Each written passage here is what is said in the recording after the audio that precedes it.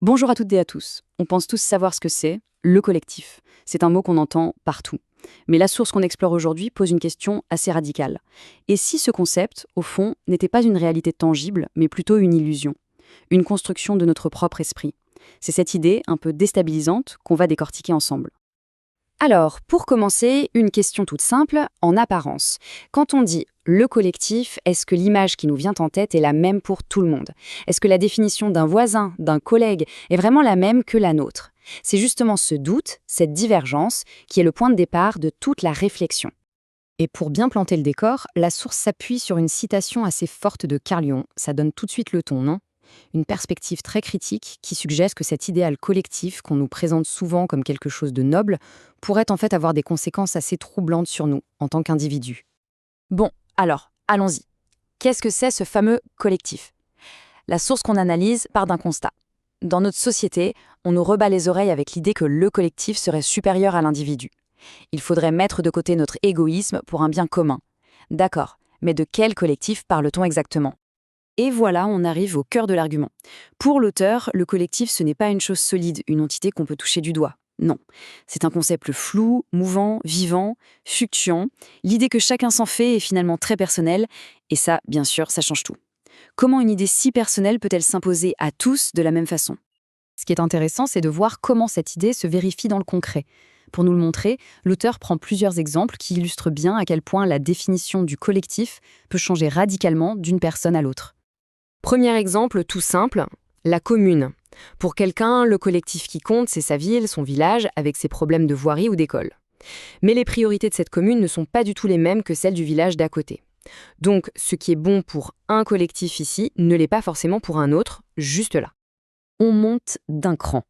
La nation. L'auteur appelle ça un faux collectif classique. Et c'est vrai, qu'est-ce qui définit la nation? Le territoire, la langue, la culture, un passeport? Pour l'auteur, sa nation, c'est l'ensemble des gens qui partagent sa culture et ses langues. C'est donc là encore une vision très personnelle de la chose. Et cet exemple-là est assez parlant. Pour un entrepreneur, le collectif le plus important, celui qui le fait vivre, c'est l'ensemble de ses clients. Ce groupe est bien réel pour lui.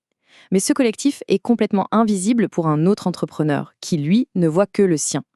Deux réalités, deux collectifs qui coexistent sans même se voir.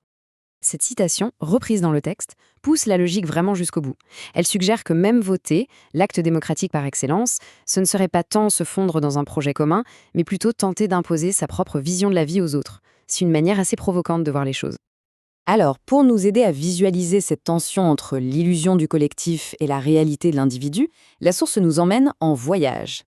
Direction le Pérou, pour une métaphore visuelle assez puissante, les salines de Maras.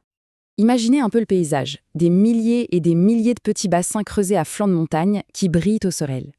Quand on voit ça de loin, on se dit waouh, quelle œuvre collective monumentale. Ça ressemble vraiment à un projet immense, bâti en commun sur des générations. L'image parfaite du collectif en action. Mais regardons de plus près, et c'est là que tout bascule. L'apparence, c'est celle d'un travail collectif. Mais la réalité, nous dit la source, c'est que chaque bassin est en fait l'œuvre d'une seule personne, qui creuse son propre trou pour son propre sel. Et au final, la beauté de l'ensemble, cette vue spectaculaire, elle n'existe que dans l'œil de la personne qui regarde. Une perception, là encore, purement individuelle. Ce qui nous amène logiquement à la conclusion de l'auteur. Si le collectif est une chimère, une sorte de mirage créé par l'addition de nos regards individuels, alors pourquoi est-ce que cette idée est si puissante, si présente dans nos sociétés? Alors attention, la réponse de l'auteur est, pour le moins, directe, et il est important de le présenter comme son point de vue personnel.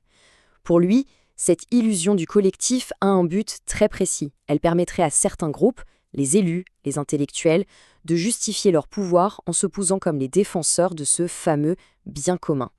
Et pour ajouter une dernière touche de complexité, la source se termine avec cette citation de Gustave Le Bon. Ce qui est fascinant ici, c'est qu'elle n'oppose pas simplement l'individu au collectif. Elle introduit une autre tension, celle entre un égoïsme individuel et un égoïsme collectif, comme si le vrai problème n'était pas l'égoïsme en soi, mais plutôt de savoir à qui il profite. Et c'est sur cette question vertigineuse qu'on se quitte. L'idée n'était pas d'apporter une réponse toute faite, bien au contraire, mais plutôt de nous laisser avec cette interrogation fondamentale. Si chaque idée du collectif est une construction de l'esprit, où se trouve la vraie frontière entre soi et les autres? La réflexion, elle, reste bien ouverte.